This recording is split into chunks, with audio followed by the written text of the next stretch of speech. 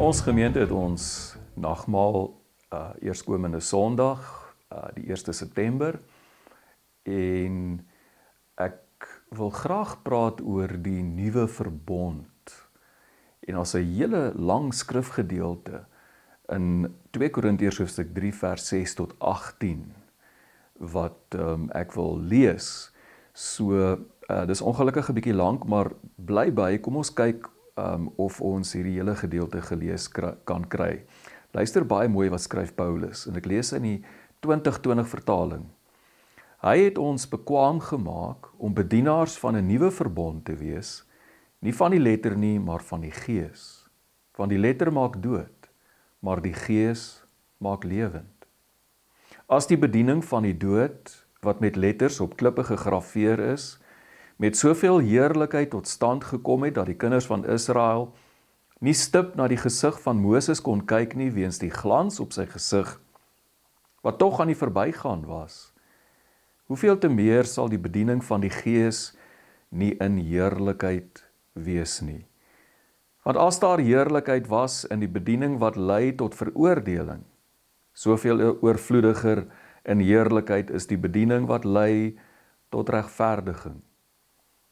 Trouwens, wat verheerlik was, is eintlik in hierdie opsig geen verheerliking nie, weens die alles oortreffende heerlikheid.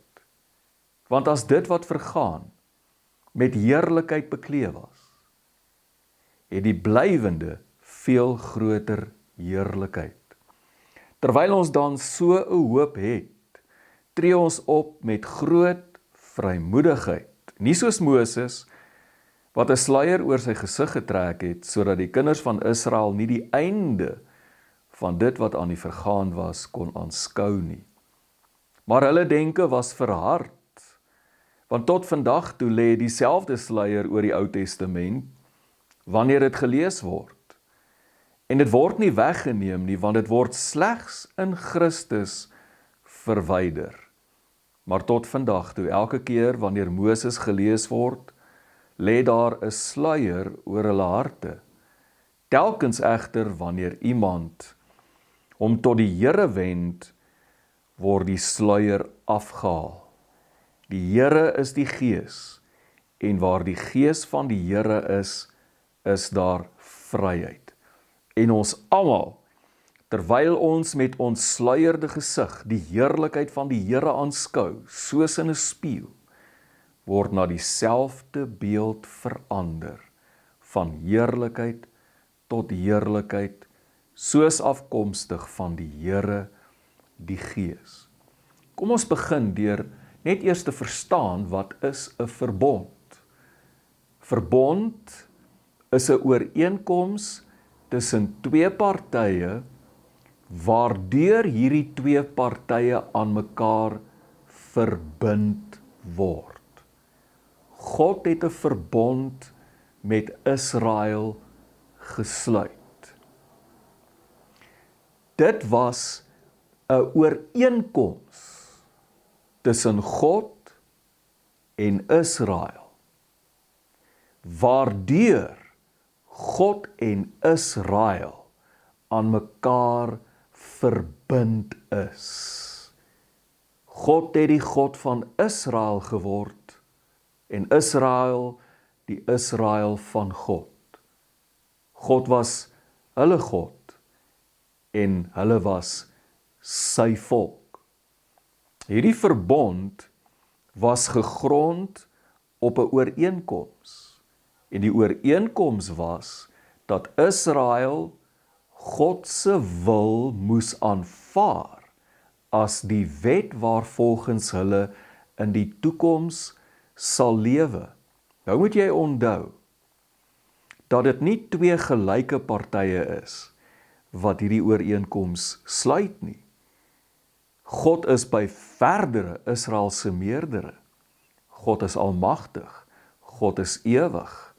God is alwetend. God is almagtig. Israel het God nodig. God het nie Israel nodig nie. En Israel, wat eintlik maar op daardie stadium so pas uit slawerny gekom het, hulle sou die grootste voordeel uit hierdie verbond trek. So, die voorwaardes het van God afgekom. En sy voorwaarde vir die verbondsluiting was, my wil sal in die toekoms die wet wees waarvolgens julle leef. En dit het gebeur by Sinaiberg, toe Moses die 10 gebooie ontvang het. Bo op die berg, Sinai, het God self die 10 gebooie op 2 kliptafels gegraveer. Hoekom 2 kliptafels?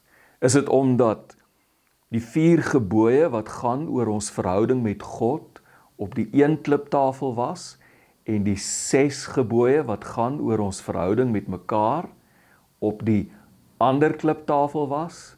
Nee. Al 10 die gebooie was op al 2 die kliptafels. Hierdie kliptafels was kopieë van mekaar. Dis 'n ooreenkoms tussen 2 partye, waarvan albei partye 'n kopie van die ooreenkoms gehad het. Die een kopie was God se, die een kliptafel, die ander kliptafel was Israel se. Dis die ooreenkoms waarvolgens hierdie verbond gesluit is. En dan is die verbond, daarna is die verbond bekragtig deur bloed. En jy kan daarvan lees in Exodus 24. Hulle moes 'n klomp bulle slag en die bloed in komme opvang. En dan moes Moses die helfte van die bloed teen die altaar sprinkel, dis God se deel. Die ander helfte van die bloed moes hy oor die volk sprinkel. Dit was die volk se deel. En terwyl hy dit doen, het hy die volgende woorde gesê: dit is die bloed van die verbond wat gesluit word tussen God en Israel. Jy kan as ware sê dat albei partye die ooreenkoms met bloed onderteken het. En so het die bloedverbond tussen God en Israel tot stand gekom. Van daardie dag af was God die God van Israel en Israel was die Israel van God, verbonde aan mekaar, onskeibaar verbonde aan mekaar. Die verbond het heerlikheid gehad.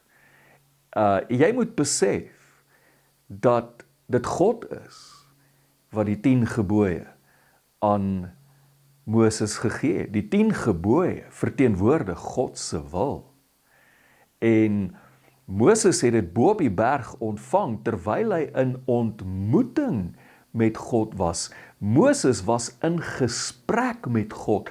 Hy was in God se teenwoordigheid en as gevolg daarvan was daar 'n glans op sy gesig. Hy was nie bewus van die glans nie, maar toe hy van die berg afkom by die volk, het hulle die glans op sy gesig gesien, hulle het geskrik, hulle was bang, hulle was bevrees en hulle het weggedraai van Moses af. En toe het Moses 'n sluier begin dra, enerzijds sodat die volk nie skrik, bang wees en van hom al wegdraai nie, maar anderzijds, en hier kom die ydelheid van leiers so bietjie ter sprake, hy wou ook daarom nie laat hulle agterkom wanneer hierdie glans verdwyn het nie. Hy het daai sluier gedra sodat hulle kon bly dink, maar die glans is nog steeds daar. Hierdie is God se man en die glans is daar. Intussen is die glans lankal weg van sy gesig af, maar hy dra nog steeds die sluier, sodat hulle dieselfde agting en respek en eerbied vir hom het as God se man, wat van aangesig tot aangesig met God ontmoet. Maar dan kom ons in ons skrifgedeelte. En Paulus sê, God het ons bekwaam gemaak om bedienaars te wees van die nuwe verbond. En dan gaan hy voort en hy vergelyk die nuwe verbond met die ou verbond, die verbond waarvan ons sopas gepraat het. Eerstens, hy noem die ou verbond die verbond van die letter. Hoekom? Omdat God sy wil, die 10 gebooie, met letters op kliptafels geskryf het. Dit was die verbond van die letter. Maar Paulus noem die nuwe verbond die verbond van die Gees. Hoekom? Omdat God nou deur sy Gees, sy wil, sy gebooie op die tafels van ons harte kom skrywe. En dit word vir ons pragtig gesê in Romeine hoofstuk 5 vers 5, waar Paulus skryf, hy sê, want God se liefde is in ons harte uitgestort deur die Heilige Gees wat aan ons gegee is.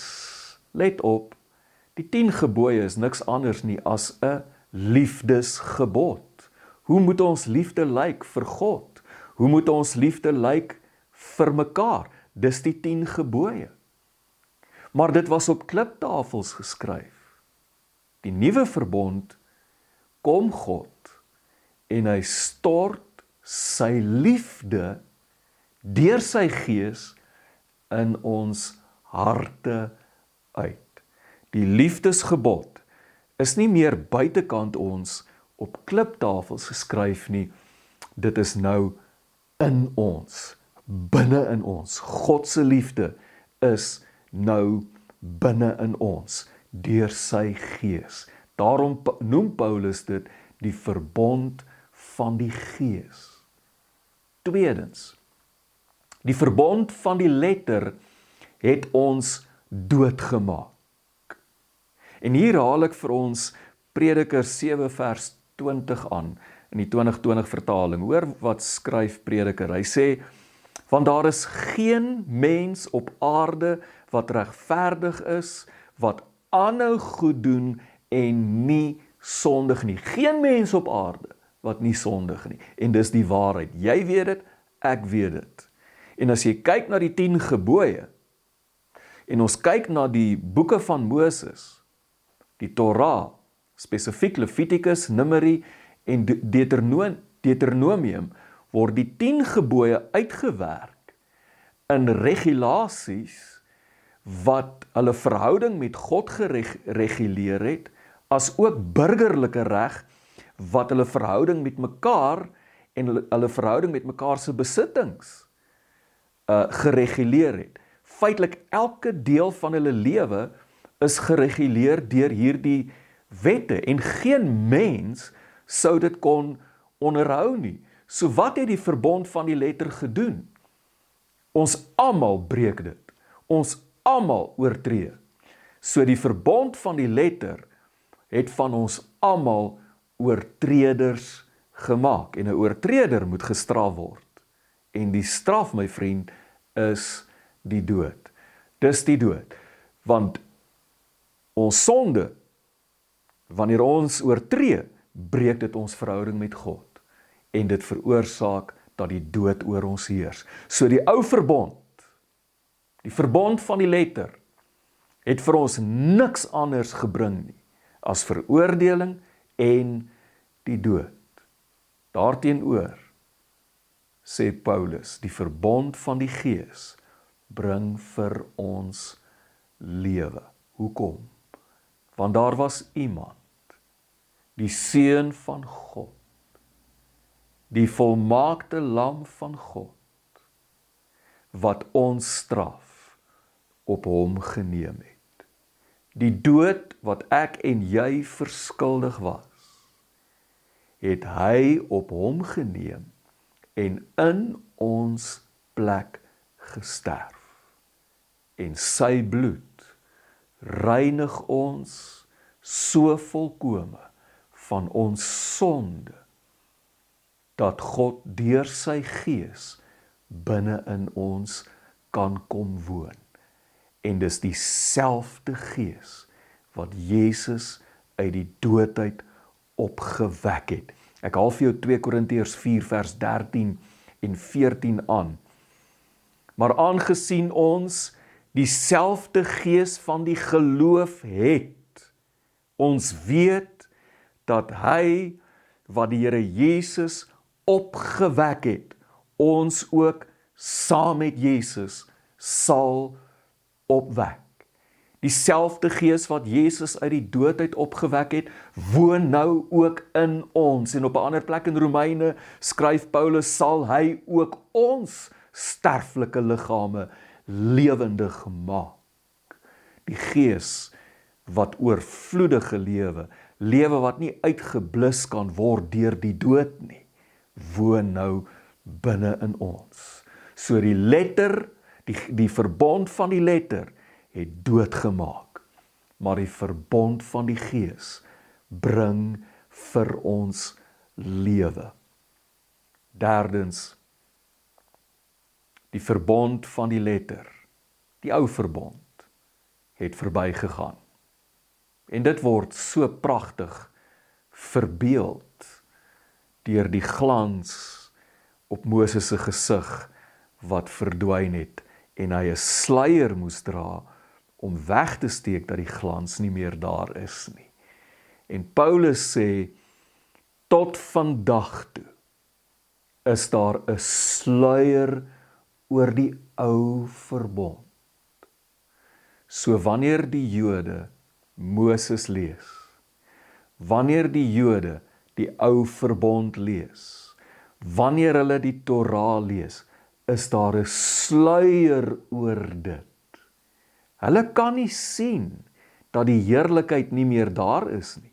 Hulle kan nie sien die glans is nie meer daar nie, want die sluier bedek dit. Slegs wanneer daardie Jood of enige ander mens by Jesus Christus uitkom, word die sluier weggeneem. En dan kom die Jood en hy lees weer die Torah, hy lees weer vir Moses, en hy kom agter my wêreld, waar's die glans? Waar's die glans? Dis weg, dis nie meer daar nie. Hierdie verbond het verbygegaan, die glans is nie meer daar nie. Daarteenoor, die nuwe verbond is blywend. En kom ons vergelyk die glans op Jesus se gesig met die van Moses. Op die berg van verheerliking het Jesus van gedaante verander voor 3 van sy disippels. En hulle het gesien dat sy gesig skyn soos die son. In Openbaring 1 ontmoet Johannes die verreëse Christus en hy sien hoe Jesus se gesig skyn soos die son in al sy krag. Geen wonder dat Paulus toe hy Jesus ontmoet het op pad na Damaskus toe, dat hy vir dae daarna blind was nie. Mense, die glans op Jesus se gesig is soos die son wat skyn in al sy krag en is 'n glans wat bly. En as jy hierdie glans vergelyk met die heerlikheid en die glans wat op die gesig van Moses was, dan is die heerlikheid van die ou verbond eintlik geen heerlikheid nie. Inteendeel, dit word eintlik maar net 'n skaduwee in die glans van die heerlikheid van die nuwe verbond. En dis presies wat die ou verbond was, bloot net 'n skaduwee van die verbond wat in Christus gekom het. Die nuwe verbond, die heerlikheid van die nuwe verbond wat gekom het om te bly. En ons kan hierdie verbond verkondig. Ons is bedienaars van hierdie verbond en ons hoef nooit, soos Moses, 'n sluier te dra. Daar's niks om weg te steek nie. Ons kan hierdie verbond van die dakke af verkondig. Ons kon dit verkondig in die Romeinse tydperk, ons kon dit verkondig in die donker middeleeue, ons kon dit verkondig met die koms van die verligting, die Aufklärung, ons kan dit verkondig in die moderne wêreld, ons kan dit verkondig in die postmoderne wêreld. Dis 'n verbond waarvan die heerlikheid nooit verdwyn nie, en ons kan dit met die grootste vrymoedigheid aan hierdie wêreld verkondig. Hierdie verbond is 'n verbond wat gekom het om te bly, en is 'n verbond wat bekragtig is deur bloed. Nie die bloed van bulle nie, maar die bloed van die kosbare Seun van God, Jesus Christus. Dis 'n verbond wat onderteken is in sy bloed. Hierdie verbond is daarom 'n ewige verbond wat nooit ooit weer verbreek kan word of verby sal gaan nie. Paulus in ons gedeelte sluit af deur te sê in hierdie gedeelte, waar die Gees is, daar is vryheid. En hy verwys hier na die verbond van die Gees. Wat bedoel hy daarmee? Waar die Gees is, daar is vryheid. Dit beteken, ons is vry van die verbond van die letter, vry van die ou verbond, vry van die wet van Moses, vry van veroordeling en vry van die dood. Ons is nie vry, asseblief, ons is nie vry om voort te gaan in sonde nie. Die nuwe verbond is nie 'n lisensie vir ons om voort te gaan in sonde nie. Inteendeel, die nuwe verbond het 'n menslike verbeteringsprogram, beter as enige kursus wat jy in hierdie wêreld kan loop om jouself 'n beter mens te maak. Ons kyk nie meer na Moses nie. Ons kyk nou na Christus. En ons sien sy heerlikheid.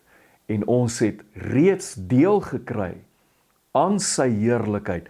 Maar soos wat ons Christus aanskou, hou ons aan om te verander, sê Paulus, van heerlikheid tot heerlikheid, totdat ons uiteindelik net soos Christus sal wees, en ons hom van aangesig tot aangesig sal sien.